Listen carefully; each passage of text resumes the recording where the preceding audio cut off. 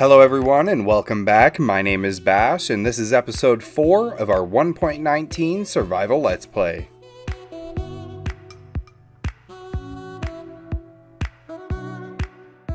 The first thing I want to show you guys here is this mine entrance that I made off camera. So the left side is a free fall drop all the way down into the water at negative 58, which is diamond level. You can see the deep dark is right there. But I have strip mined quite a ways. There's actually a geode, if you can see it, way down there. And then this right side is just a bubble elevator that'll bring you all the way to the top. It takes a little while because it's quite a ways down, but soon enough we will make it back up to the surface. You can see I don't take any bubbles, which means that I am able to breathe the whole way up. If I close that up, I'll show you how I made that, pretty much just using this kelp right here. Kelp and soul sand. Kelp will make it so it's all water source blocks, and the soul sand will create those bubbles that'll push you up to the top. So the first thing I want to do in this episode is go to that ice spike biome we found in the last episode and gather a bunch of ice and use those for item transportation for our iron farm and our carrot farm. After traveling about 1,400 blocks, we arrived at the ice biome, and I actually ended up bringing the buried treasure map with us to see if we couldn't find it along the way, and sure enough, it was located just on this sand island right next to the biome, which couldn't be more convenient. So here I am, just mining away at the sand in order to find that buried treasure chest.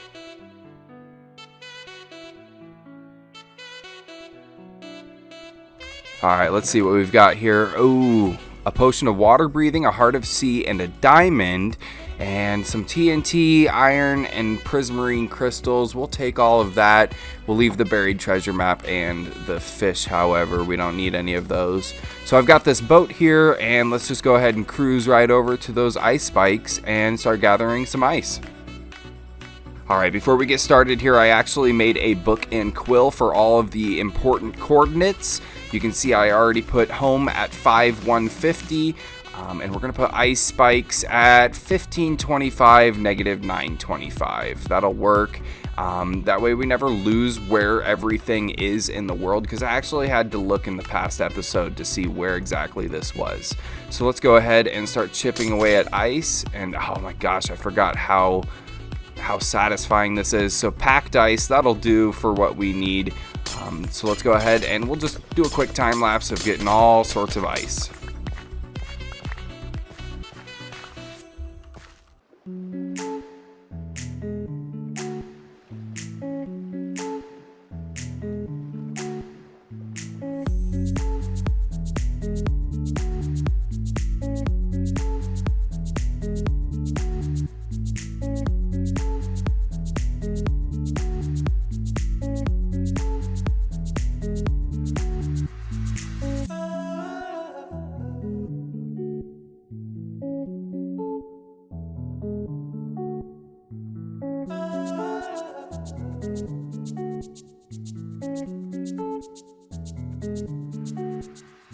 Finally, after another 1,400 block journey, we made it back with all of our ice and our buried treasure.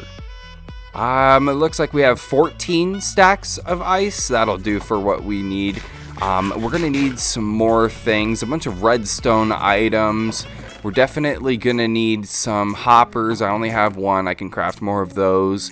We're gonna need comparators. I don't have any quartz, so let's go ahead and head into the nether, and we'll do some strip mining, and hopefully we can come home with a stack or two.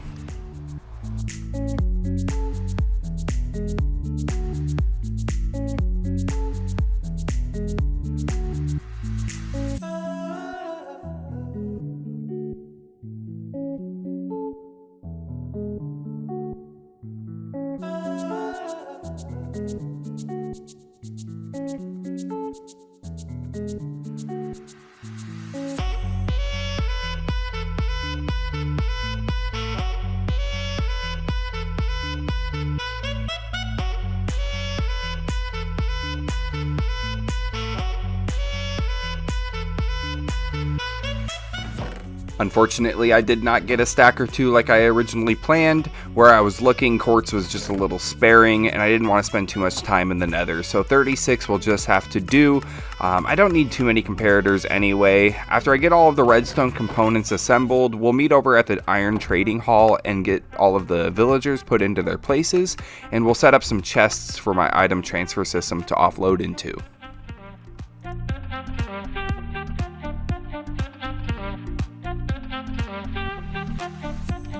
I started to get to work on the villager slots, including the zombie chamber down behind them for easy conversions. When it came to the farmer trader hall, I really didn't go into too much detail with this.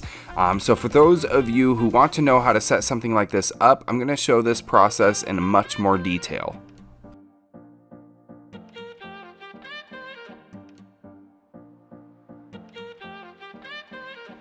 Unfortunately, during this process, I made a bonehead mistake, and thank God this isn't hardcore. No! Oh, I mean, that's not the first time I've died, but that definitely was the worst way to die. Oh my gosh. I just dropped to my death. At least that one was caught on camera, I guess. All the other ones, I died when I wasn't even recording. But it just proves to show that I do die every once in a while in this world. If this was hardcore, I'd be a lot more in a hurry to get totems of undying, because I am very clumsy. Oh well.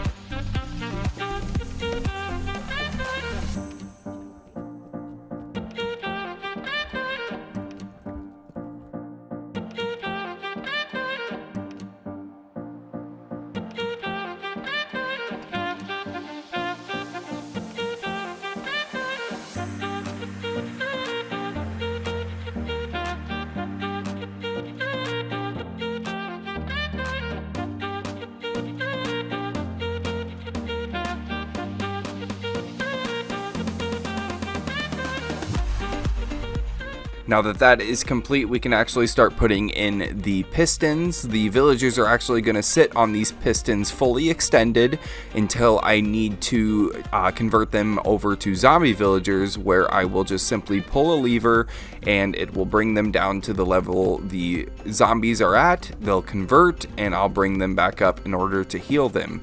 So we'll put a piston in every single one of these slots here, and then we will go down underneath and wire them up.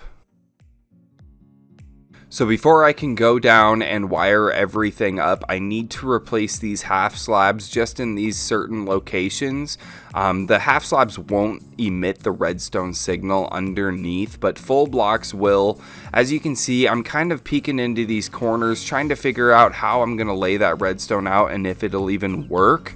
The piston locations just don't function correctly, so I end up going ahead and removing the pistons in the far corners and just having one piston either side. I'll just put my armorers there. 2 armorers should be enough. We patch that in with deep slate bricks and throw our levers in, and we should be good to go down and wire everything up now. After a little bit of experimenting and rearranging, this is the layout I have come up with. Nothing too fancy, just pretty much sending the redstone signal underneath and straight into the pistons on the side. But on these ones next to the chest, I'm flicking this lever just to see. It looks like it did fire. Yep, it's extended. So the only difference is the ones next to the chests are running into a block next to the piston, but everything else looks to be working just fine. Perfect. On to the next task. These spruce trapdoors are going to prevent the villagers from escaping their pistons and getting into the zombie chamber. And this is me pretty much setting up the hoppers and the area where the bubble elevator is going to be, which is going to bring the iron up from underneath.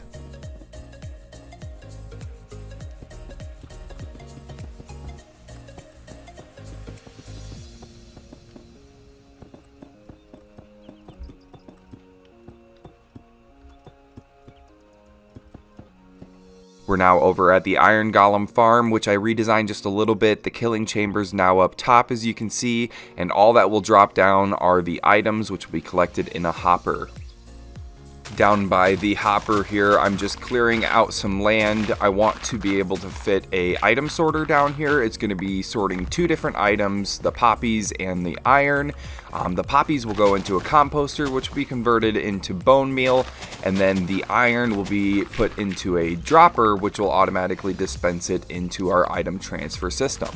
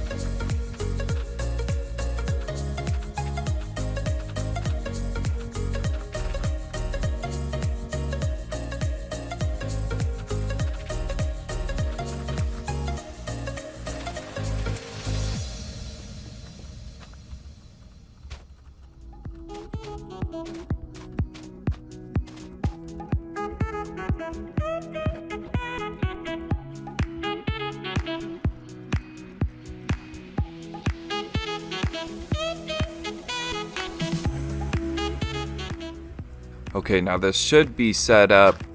Oh, and I think I just heard the composter, which means poppies went into it, and iron is coming through the dropper. Awesome. So we can set up our ice trail going underground all the way to the iron trading hall.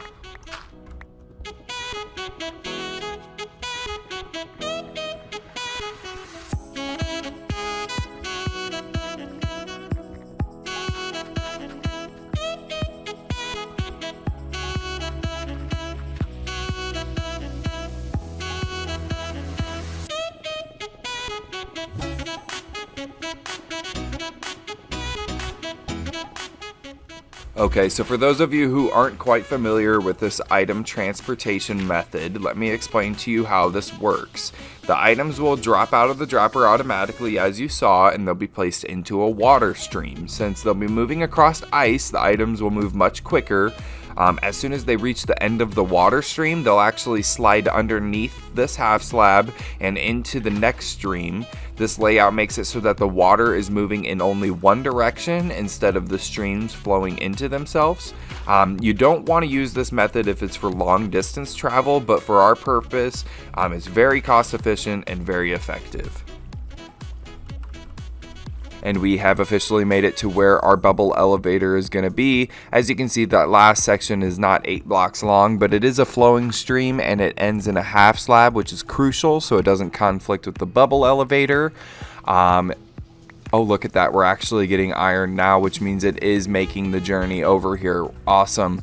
So let's go ahead and place in that bubble elevator now, and we'll be back as soon as it's ran all the way up to the hoppers. While we're doing this, I figured it'd be a good time to give you guys a tip. If you're ever running out of bubbles and you're about to drown, just spam torches on the wall next to you and you'll be able to refill that bubble bar.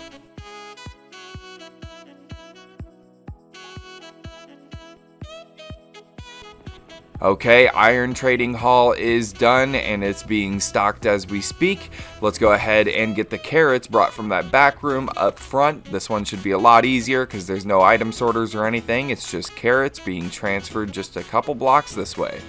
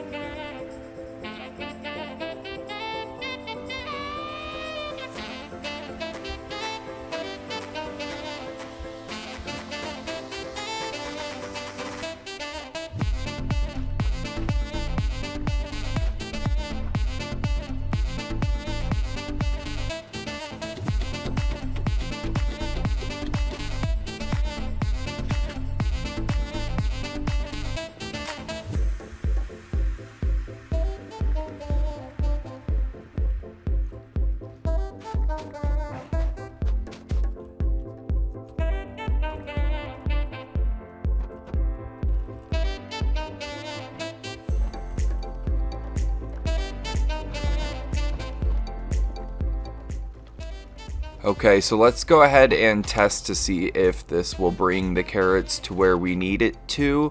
I'm so glad I don't have to come all the way into this back room to grab carrots from now on. So I hear the dropper firing down there.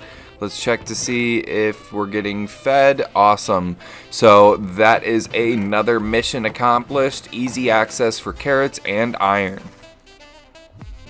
We are back into the iron trading hall, getting the villagers and zombies all in their positions. On the right there, we have 3 toolsmiths. Up top, we have 2 armorers either side of the chest. And on the left, we have 3 weaponsmiths. And then we made our way up top here and started putting together a blacksmith interior design to give this place a little more life. That included this fireplace that replicates the one out of the farmer trading hall, except this one is on the top floor. So I'm going to go ahead and cut to a cinematic to show you how it turned out.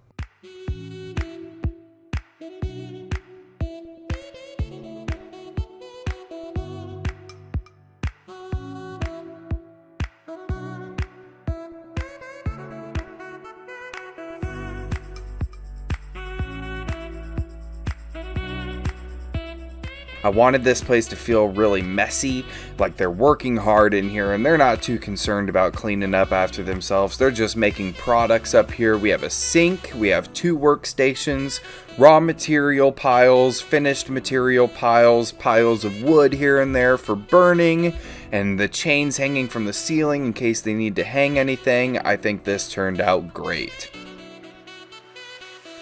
Now that we're in the building mood, let's go ahead and add this water wheel to the side of our dam just to give it that final touch. I came up with a couple of designs for this. This was my finalized design. I really hope you guys enjoy it. I think it just adds that simple touch and makes it really feel like this is where they get their power for the whole entire village.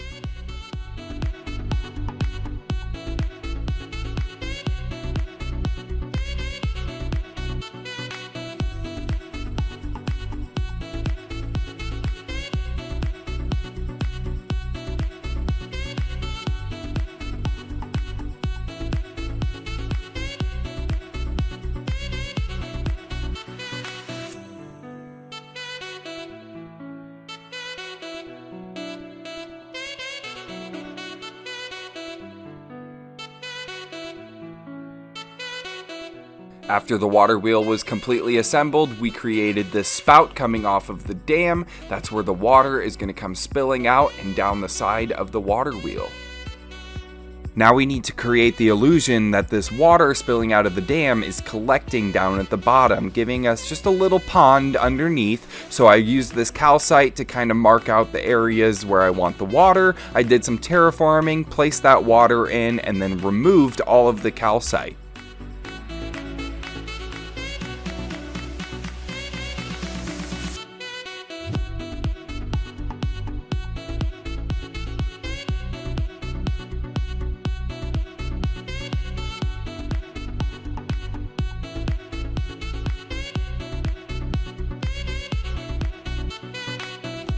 And the last building project that I did in this episode is just kind of cleaning up this bridge a little bit. I wanted the foundations to look a little more solid, so I built up some deep slate on either side, and then I connected the fences all the way across so that it kind of looks like it's a bit of a suspension bridge. Okay, so we are going to finish this episode off here real soon, but first I want to show you all the progress I made with these traders. I did a bunch of trading with all of them. They are all up to the master level now. You can see all of the weapons and tools we have available to us. I'm looking at all the enchantments and all the prices just to get an idea of what we're working with. We have a ton of emeralds, so we can spend at the moment, but in the future I will want to lower the prices. So let's go ahead and get a sword off of this guy. He is the cheapest at 14 emeralds. We'll go ahead and get the first diamond sword of this series, and we will also get armor, but I want to see if this guy is cheaper than the other guy. 31, 15, 14, 24, 32, 14, 19, 32. Okay, so this guy over here is the cheapest. So let's go ahead and get diamond armor for the very first time in this world. Cover me with diamonds, advancement achieved, and we can go ahead and I'm going to go ahead and pull all the enchantments off of these, just because they're not really worth anything to me. And in the next episode, I do plan to do the library with all the librarian traders. So let's go ahead and throw this armor on. Oh man, look at us. We're all blue. Love it. I didn't want to spend my diamonds on this because I knew that this day was going to come. Other than that, I think I'm going to end the episode here. This has been Bash. Thanks for tuning in. We'll see you guys in the next one.